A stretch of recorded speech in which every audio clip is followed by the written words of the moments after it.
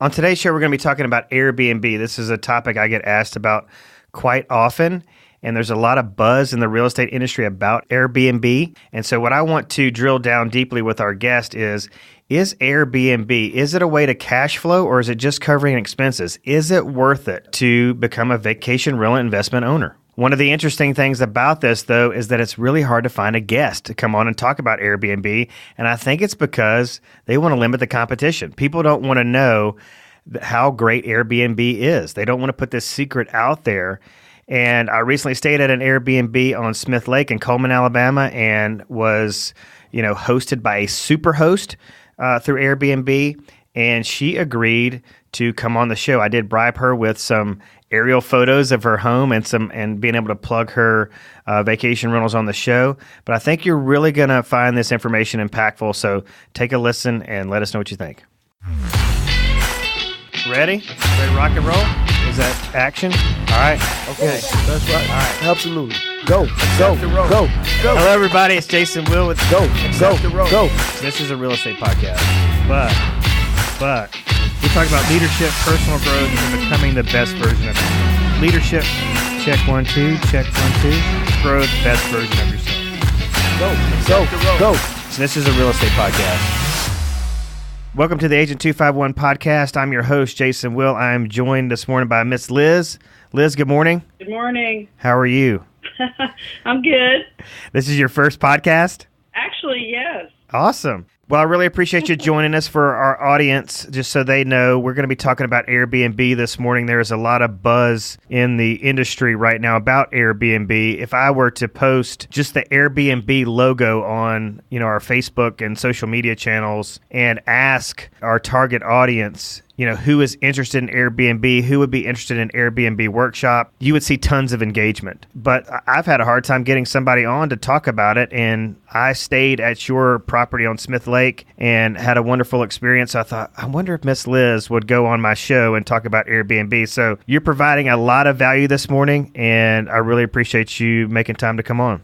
Well, I appreciate being asked, and I'm happy to share my experience. I've had quite a few people ask me personally. I guess this is the first time I've ever been asked to actually interview. I'll guide you a little bit. The first question I had was, how did you get started on this journey with Airbnb? Where did it all start? Well, we own a vacation property in Fort Walton Beach, Florida, on the beach. It's a condo.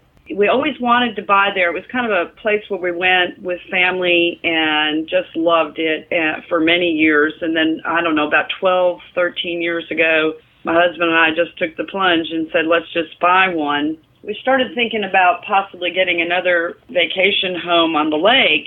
We'd had several friends who had some lake homes, and one of the things we thought about is that, it's sort of hard to get away for the time it takes to go to the beach. So we started looking at some lake property. Where we ended up buying, it's actually called Catalina Point on Smith Lake in Cullman, Alabama. But what happened was, being busy professionals and having a pretty large family on both sides, it was getting difficult to get down there. And we have 3 grown sons and 4 grandchildren, and they're just not able to come as much as we thought. So we said, it's kind of a shame to have this house just sitting here, plus with the expense. And our youngest son was getting ready to go off to college. We thought, well, maybe we should go ahead and try to rent it. So I started talking to our property manager down at the beach. That's why I mentioned it. She is very knowledgeable and also had our property there listed through the property management company on several sites. I think she's got us listed with VRBO, Flipkey, and Airbnb. So I don't directly manage that. The property manager manages it. At that time, Airbnb was the only one that had kind of a neat feature. Well, first of all, she said the website was very good. She also said that the neat thing about it is they allow the host to also rate the guests. And she said, and if anybody doesn't behave properly, they basically get blacklisted from Airbnb, is my understanding. Oh, wow. And so far, I have really good experience with the people that have rented. Anyway, so that's how we ended up at Airbnb. All right, so the lake house, is it just on Airbnb, or are you using Airbnb and VRBO? I am only using Airbnb because it has been, I have to say, overall, an amazing experience, actually. you can imagine having such a big property, I'd be kind of nervous about renting it, and I was. I thought, oh my goodness, there's no telling what we're going to have. I mean, one of my rules is that, no parties, because we thought, oh gosh, you could end up with a ton of people trying to stay there, which actually the previous owners had done, which the neighbors did not appreciate. Some of those people were pretty destructive. So anyway, I was a little bit nervous about that, but I think because Airbnb really does a pretty good job of verifying who they've got to start with, and then the fact that you can read reviews of past rentals, like, you can see how the other hosts rated a person. Basically, you read their comments about them. You can't read the actual evaluation, but, you get the sense of whether this person was really great, super guest that took care with your property, or maybe kind of mediocre. You can sort of read through the lines. And if they were destructive or got a really bad review, well, they just don't rent again. Interesting. And I know that happens because we have had 2 times in the past 3 years where we had a rental and then all of a sudden it just disappeared. I mean, literally disappeared. And there is really no explanation. They don't give you an explanation, but you're pretty sure something went on. And, I appreciate that. I really do. So what you're saying, Miss Liz, is that Airbnb actually, through their vetting process, did they go in and cancel a rental agreement or opportunity because they felt like this may be a bad guest for you? Not just for me, for anybody. Right. What I've been told is that, for example, if someone got a really bad review, they do investigate it. And if they find that it was a valid, and investigate, I think is just a matter of possibly calling the host. I really don't know what they do, but I do know that they will pull you. For example, I'm going to tell you, there was a young guy a few years ago that rented from me. I was a little nervous about it because he'd just graduated from college and he was doing a kind of a reunion with his college friends. But I said, all right, I'll give you a chance, and I went ahead and rented to him. And they didn't cause any damage, but the house smelled like pot. The neighbors said that they saw them smoking. And they left marijuana in one of the children's bedrooms, and I was really upset about that. Oh, great. So I talked to the guy before I did his review, and he was very nice. He was very apologetic, and he said he knew exactly who had done that, and they promised they wouldn't smoke pot when we were there and this and that, and he felt terrible about it. So I said, okay, well, what I'm going to do, because if I blacklist, if I give you a bad review, you won't rent again from Airbnb, because I was his first. He rented from me for the first time. And so what I did instead was I just didn't review him at all, which, makes it a little bad. But what it's going to look like is he just doesn't have any reviews if somebody else was to rent to him. Because, he didn't cause any damage.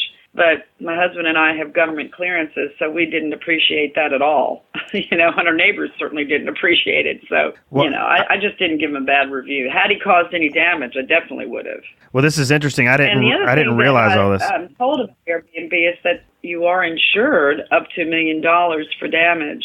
Now, how good they are about paying that, I cannot tell you because I've never made a claim. And that's covered in your fee? Yeah. Well, let's jump to that real quick while we're on that. How much does it cost to do business with Airbnb? To set it up, it doesn't cost anything, and I have to say that the setup through the website was, really easy. I was very impressed with how easy it was. The fee, the last time I checked, it was somewhere between 3 and 6%. It's a sliding scale because it goes down if you rent longer. Okay. Now, if there's anything negative, I have to say, I have had some guests reveal to me what their final cost was, and I think it's a little high, to be quite honest. And at some point, I was going to call Airbnb and tell them. And I recently had a guest do a private message to me about that, that it was a shock to them how much they actually ended up paying. Knowing that keeps me from raising my rate. I think, well, if I go too much higher, then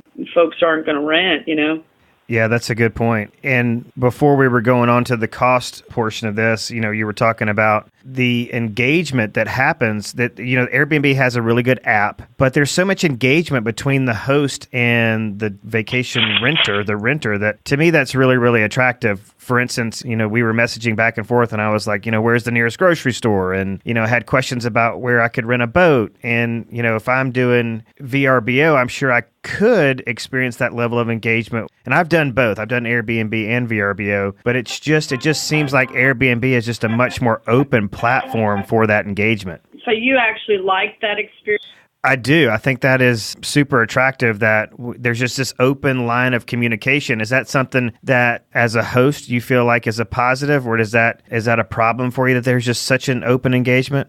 No, it's not for me, because I think that is one of the values. I can tell you, though, some people probably would not be as communicative as I have been. My husband, for example, said, "Oh, my gosh, I wouldn't answer all those questions, my goodness." Because really, you didn't ask that many questions, but some guests, oh, my goodness. And I would highly recommend for anybody that does have property, especially vacation property, that they're going to rent, I always send them a general information and house rules document that I wrote up, because there's just a lot to know, like where's the switch for the dock lights, and where things are located, how many coffee makers there are. There's some things on Airbnb you can put, and actually they've added some things. When I first set it up, there wasn't that much that you could say in your profile about your home. And being a lake house, there's a lot of stuff. There's just a lot of things to know. Like, for example, as you know, Jason, the garbage pickup, because we're out in the middle of nowhere in a narrow road, the garbage is not the automated thing that picks up the can and dumps it in. The garbage man literally has to open the top, reach in, and pull the bags out, and he will not pick up any loose trash, Wow. So I have to always tell people, please bag the trash, because otherwise we end up having to pick it up. Both of these properties were like personal, not second homes, but vacation properties. They've since turned into more of rental investments than leisure properties. Has the goal switched? Is the goal now with these properties, can they cash flow through Airbnb? Or is it covering all of the expenses so that you basically have an expense-free vacation home should you choose to use it throughout the year? I mentioned earlier that the reason we decided to rent through Airbnb is because we weren't really going down there that much, and, it would help with the expenses, and it just made sense. If we weren't using the house that much, really we should have someone help pay the expenses, okay? But I did used to block off quite a bit of space so that, we could go down there at certain times. With our son going to college, we've kind of changed gears, and I really have not blocked off much at all for my family this year. And it has rented like crazy. And in fact, I was going to say that after I set up the Airbnb, I do want your folks to know that it shocked me. In fact, it almost scared me. When I first put the thing on, within a couple hours, I had 50 hits already. That's another thing Airbnb lets you see, how often your house has been viewed in the past month. Well, that has skyrocketed. This year, during the summer, even though we were mostly rented, in the past 30 days, we had 676 views. Wow. That blows my mind. Yeah, that's crazy. It is crazy. And then the other thing, when we listed it, we thought, oh, well, we'll just rent it, probably in the summer. It's probably only going to rent in the summer. I didn't limit it. It's just that we figured that's the only time a lake house is going to rent. Well, it turns out that I think the close proximity to Birmingham has been an amazing thing for us, because we have not only gotten vacation kind of people, we've gotten people that are going to conferences in Birmingham, like groups. Like we had a group of nurses, we've had church conferences, people from all over, Sunday school classes that were going to leadership things. It's been kind of a crazy thing. And then Cullman also has a number of really neat wedding venues. So we've had a bunch of wedding parties, things that I could not have guessed that would happen. In fact, I got an inquiry this morning for the last weekend in October, like a 4-day weekend thing for some couples. And, I didn't think I'd rent anymore for the rest of the year, but I've got a rental in November. I've got 3 rentals so far in October and a 4th pending. Wow, that's incredible. Yeah, Smith Lake is a massive lake, and it is very overwhelming when you are trying to find a rental on Smith Lake. And yours is very, very close to I-65, which is, hugely attractive. I wanted to get back to the cost real quick. Is it feasible for me to go, of course it depends on the deal. It depends on how much what my mortgage, specifications are, how much I'm putting down. But is it feasible for me to A, cash flow, or B, cover the majority, if not all the expenses, or break even with the lake property? Well, I know that's a tough one. I think you have to be careful because some of these houses, depending on how much you can put down, and the deal, you're a realtor, what your mortgage is going to be, you do have unexpected expenses. I mean, maintenance can be quite a deal. For example, we have a service that comes and mows the lawn, and we have damage from storms. But you may have noticed while you were there, we have it roped off to the pulled it back with a rope over to the neighbors. And, as soon as the lake goes down, we're going to have to re-anchor our dock on that side. That's not something that you expect to do, So, and, a couple of years ago, we noticed that the second floor, the balcony on the second floor, the railing was wobbly. And I thought, oh, my gosh, that's the last thing I need is some big man to lean on this, smoking a cigarette or something, and fall off and hit his head, So we had to have that replaced. Some of this stuff is pretty expensive to do. But overall, the house inside and whatever hasn't been too bad. Mostly we've had appliance issues. You get things like that. So as far as cash flow goes, well, it just kind of depends on how bad your mortgage is and how bad your maintenance is. I mean, it's hard to say. Now, for us, if you figure we put this thing on Airbnb something like the beginning of 2015, and so here we are, 2018, the end of this year, we should, for the first time, make a profit. Oh, wow. Great. That's really good information. Yeah, but we rented quite a bit. Well, I think that's the fine line. I'm in full-on investigation mode right now for vacation rental properties, both on the lake in, like the Smoky Mountains, along the Gulf Coast, the condos. In terms of the condos, it is really the opportunity for a vacation rental condo unit to cover its full expenses, much less cash flow, is becoming quite scarce. The gap is really closing on that. The folks that bought on what now? I'm sorry, I didn't catch it. On the condos. So the folks that bought a condo in 2010, that have a very low interest rate and got a good deal on the condos, those folks, are in that break even or slightly cash flowing a little bit. But the opportunity to do so in terms of Gulf front condo units has gotten very, very scarce. So it's good to know the distinction between those and some lakefront properties. Oh, so let me comment on the beach condo. Sure. We have never made a profit on that. Never. Okay. Yeah, that's consistent with my research. I mean, we'd have to rent every single day of the year, probably. I've never really run the numbers, but that's my guess. It is extremely expensive. And, friends that ask me, oh, I just wish I had a condo on the beach. It's so lovely, whatever. Well, it is kind of nice to have it and all like that. But truthfully, it is wickedly expensive. I really don't know that I'd recommend it, to be honest with you. Right. It's much more of a luxury purchase. The practicality of it, it seems, is very, very less. I've got a financial advisor, Joey Murray, out of Birmingham, Alabama. He's got a great podcast, by the way. It's Wealth Without Wall Street. But he's adamant against vacation rental condo investments. Yeah, it's not really an investment. It is a luxury. I agree with him 100%. We're breaking down some of these costs. Your house on the lake, so when we stayed there, we didn't need that third level. So we were on the first level, the kids were on the second level, so we just closed off the door to the third level and didn't let people go. But if you've got a house full of folks, like that couples weekend you were describing, they're probably going to use all three levels. Is it wildly expensive to cover the cost of the interior cleaning? If we were down at the coast, it would be. For example, we pay $75 every single time our condo is used, and they're in there maybe 30 minutes. It's unbelievable. Right. They change the beds, they vacuum them up, they out the door. It's unreal. 45 tops. So in Cullman, part of the thing is being in a place where things are very affordable, right? Taxes are low. The electricity is low. The water is cheap. That kind of cost is not as bad as it would be. Now, we do pay, and actually we pass on the cost of cleaning. We don't tack on anything to it. And they charge us $185.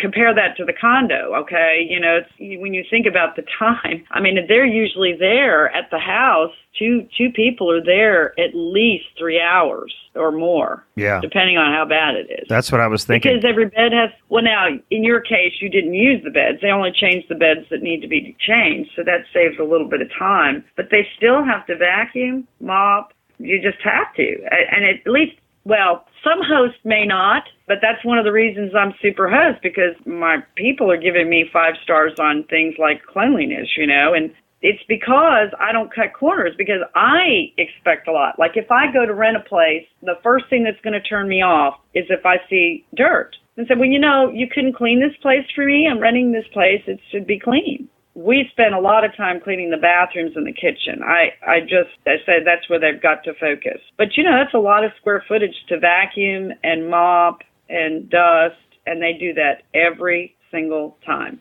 Do you know, Miss Liz, how many 5-star reviews, for example, you have to get to reach this Superhost status with Airbnb? I don't know how many. I hit Superhost status probably about a year and a half ago, so maybe halfway through the thing, because, of course, in the beginning, you know, we were learning, and there were some things that we needed to improve on, admittedly. Probably, I would say something like 20, something like that would be my guess, 20 5-star reviews or something.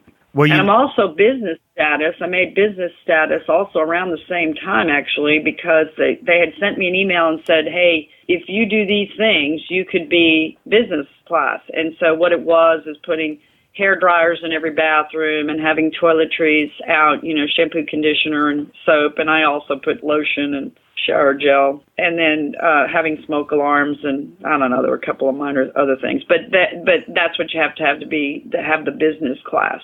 And I suspect that's why I'm getting some of these conferences from Birmingham, because they're doing some sort of search for a place that's appropriate for business people. So it's just, you know, towels, toiletries, things you would expect in a hotel setting you provide. Well, actually, towels are required even if you're not a Superhost. Oh, okay. And I got a message earlier in the summer that said that they're to prepare because they're going to require that you also provide an extra roll of toilet paper, which for me is a bit of an issue because I only have one closet that I've got locked to do the servicing stuff, and the toilet paper gets bulky, you know, and if you leave it out, then everybody's going to use it, you know. Use it up. Well, you talked about the lessons that you've learned, the learning process of this, and I think that's a great place for us to close the interview out. You know, things that you know now that maybe you wish you knew then. Can you take us on a brief little journey of this learning curve and advise people that are interested in doing this Airbnb investment opportunity? What do they need to know that you know now? Well, there's a couple things I learned that come in the category of we could do it anyway, but it's not nice to our neighbors. One of those is cars. In the beginning, I didn't limit cars, and I got so many calls from the neighbors. You know, I don't know what people think sometimes, but and when I really investigated, I found out it was the teenagers. They just don't think about what they're doing, you know, and they drive their own car and they just park it wherever. And, you know, they're blocking the road without regard for the fact that there's other people down the road. You know, it may look like a driveway because it's not very wide. Right. But, you know, oh boy, they call me in a New York minute if there's cars there. So I have started limiting the cars. Now, I have had, on the website, I think 6 to 8 cars is what it says. But I have had people that have requested a few more, and I've worked with them. You know, I have to call them, you know, we talk on the phone, literally talk, and say, look, just pull over by the fence of the other neighbor and pull in, nose in, and pull in as far as you can up on, you know, up to the edge of the grass, and you should be able to park more cars. So I have worked with some people. I have not limited the number of boats, but I'm going to, because earlier in the summer, we had these nice people, very nice people, but they brought 2 huge pontoon boats, you know, parked the trailers. It was just really hard to do, and I'm just not going to do that anymore. But the other thing is pets. This is one that has actually ticked off a couple of people. When I look back on, you know, how I approached it, I tried to be as professional as I could. And I think in the end, I figured out where the dog hair was coming from. But what I did was, like, you know, sometimes I don't make it down there. I try to make it down there when the cleaning crew is there so that I can inspect and see if there's any damage. And I'm doing a better job of inspecting. That's another thing I've learned. That's good. You really do need to look around. Like, for example, we have a pool table on the second floor, and I'm pretty sure I know the guest that did this, but I didn't catch it in time. There must have been a child hanging on the pockets. There are 2 pockets that are completely ripped, and the leather, ripped. And that's expensive to fix, but I didn't notice it in time, and so it's too late. So I'm doing a better job of inspecting. The pets thing, I have a no pet policy, which people think, well, you're at the lake, you want to bring your dog. The issue with dogs is, first of all, the additional cleaning. And second of all, if they don't keep their dog up, we have neighbors that have dogs, and then these dogs engage each other, and sometimes it's not really that fun. Right. They don't like each other. And, people, they have their grandchildren and whatever, and a strange dog comes running up. It's just, it's not a good situation. So I have said no pets. Well, I've had some guests that the maids, if I haven't made it down there, the maids tell me, it looks like they had an animal here. There's dog hair everywhere. Well, then I go to the people, and in the beginning I did this. I don't do this anymore because I've found that maybe the maids weren't right about this. They really got offended because I would text them and say, well, the maids indicate to me that there was dog hair, and we have a no pet policy, but I'm willing to hear what you have to say about it. If maybe I need to change my policy somehow, what would you recommend, is what I really said. Oh my gosh. What a firestorm I got back. Never had a dog, would not do that. I can't believe they said that, blah, blah, blah, blah, blah. So you don't really want to go down that path, okay? And what I figured out probably the dog hair was coming from is one of the neighbors' dogs were old and lonely because she works, and they were coming down there laying on my deck. And I really think that probably trekked dog hair in from those dogs, is my guess. But anyway, so what I've since done, I still say on the website no pet policy, but I have had people ask me, and I used to do a pet deposit, but what I've changed to now is just the simplest thing, just charge them a fee. And I've juggled on what that fee should be. But if you think about what it would cost to kennel a dog and sort of compare it to that and make it a little bit more affordable than that maybe, but still be able to cover the cost of the additional hair if they get it in the house. And I really don't want to do it because I've also had guests reach out to me and say, I have a child that's highly allergic to dogs. Have you ever had a dog in the house? Well, of course, I have to admit to that because I used to have a dog. My dog's passed away, but she used to go to the lake with us all the time. So even if I do accept a pet, it's kind of on a case-by-case basis, and I always tell them, I will assess you if you allow that animal on the beds or the furniture, and we'll be able to tell because of the dog hair. So far, that's worked okay, and really all this year, I've only had one person bring their dog, and they said it was an old dog, and they kenneled it most of the time while it was in the house anyway, and you couldn't even tell the dog had been there, really. But I charged them a pet fee. I think it was like $125 or something like that for 2 nights, or $100, or maybe $100 for 2 nights or something, or 3 nights. I don't know. I don't remember. I have to go back and look. Yeah, considering boarding costs, that's super reasonable. Yeah, that's what I think, too. It sounds like you would highly recommend Airbnb. There are some pros and cons there in terms of expense, but overall, in terms of, at least for the ownership aspect of this, there's so many protections in place, and they seem very both consumer centric and owner centric, and there seems to be a lot of benefit there. So would you recommend Airbnb? And then let's plug your units. How can we find your places on Airbnb? Okay.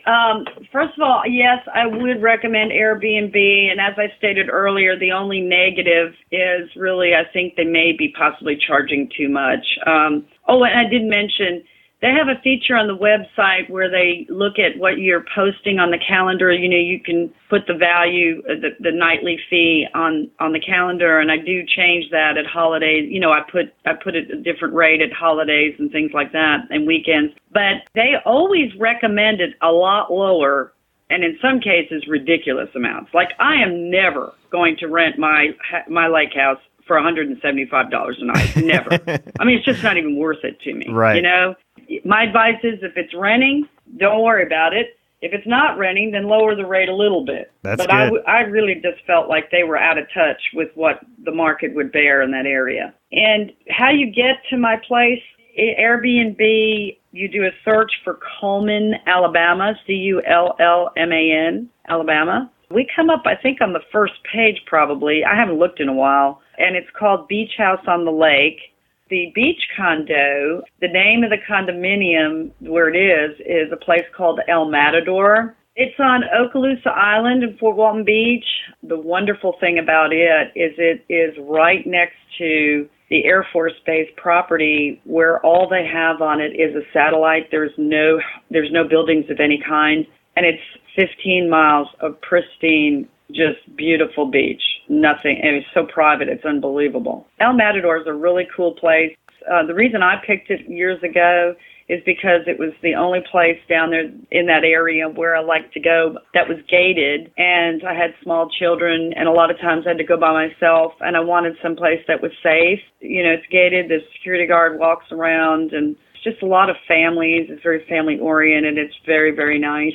But I think the way you'd find it on Airbnb is El Matador, and then our unit is 434. The more direct route would be go to elmatador-rentals.com. You know, I'm happy to plug the place because even if you don't rent our unit, we still benefit because, you know, the profits go back into the property to keep really looking nice. Well, I'm going to provide links on agent251.com to both units, and we'll also there will be a blog on jasonwill.com. So for anybody listening, we will provide links to both properties as well as some photos of both properties. Miss Liz, thank you so much for joining us on the Agent 251 podcast. I feel like, you know, I promised you this would probably be like a half an hour. We've run a little bit long, so I appreciate your patience, but this is really, really good information, and I think this podcast is going to be really well received. All right. And I'm glad to participate. Thank you so much for the plug for my property. You're welcome. This show has been paid for and powered by JWRE, Jasonville Real Estate. You can find Jason, Diana, and the whole JWRE team on the internet and Facebook. And everybody have a great and productive and happy week.